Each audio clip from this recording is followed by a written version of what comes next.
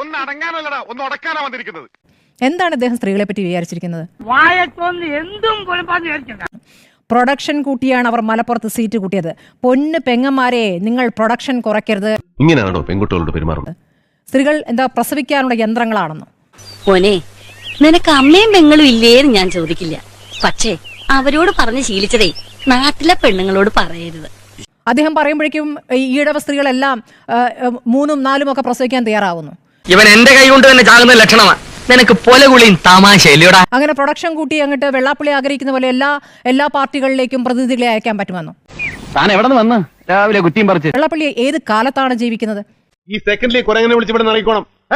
നേരത്തെ PC. George അങ്ങനെ പറഞ്ഞിട്ടില്ലല്ലോ എന്ന് ശ്രീ ആൻഡോ പറഞ്ഞല്ലോ. പി.സി. ജോർജും സമാനമായ കാര്യങ്ങൾ പറഞ്ഞിട്ടുണ്ട്. നീ ചായ അടിച്ചാ മതി, നീ എന്നെ അടിക്കാൻ നിൽക്കണ്ട. Okay, PC. ജോർജ് എന്റെ ചർച്ചയിൽ തന്നെ പറഞ്ഞിട്ടുണ്ട്. അതായത് ക്രിസ്ത്യൻ സ്ത്രീകൾ നന്നായി പ്രസവിക്കണം, ഇത് പ്രൊഡക്ഷൻ ഹൗസ് ആണെന്ന് പറഞ്ഞിട്ടുണ്ട്.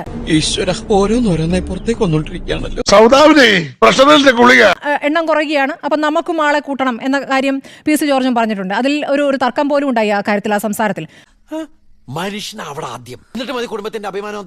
നേരത്തെ കല്യാണം കഴിക്കണമെന്ന് കൂടി പറഞ്ഞു. നേരത്തെ കല്യാണം കഴിച്ചാലേ കൂടുതൽ കുട്ടികൾ ഉണ്ടാവുകയെന്നും കൂടി പറഞ്ഞു. അപ്പൊ രണ്ടും മോശമല്ല, രണ്ടുപേരും ഒരേപോലെ പ്രതികരിച്ചുകൊണ്ടിരിക്കുകയാണ്. ഇവിടെ മുസ്ലിം വിരോധമാണ് അതിന്റെ ആണിക്കല്ല്.